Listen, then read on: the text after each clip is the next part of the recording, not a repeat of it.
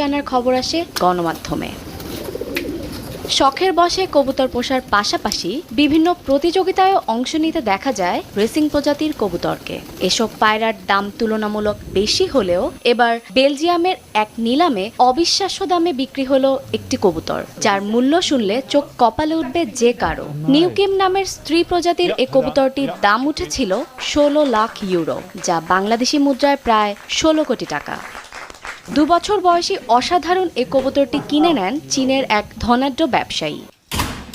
নিলামকারী প্রতিষ্ঠান পিপার প্রধান নির্বাহী কর্মকর্তা জানান, সন্তান জন্মদানের সক্ষমতার জন্য পুরুষ কবুতরের চেয়ে নারী কবুতরের দাম সাধারণত বেশি হয়ে থাকে।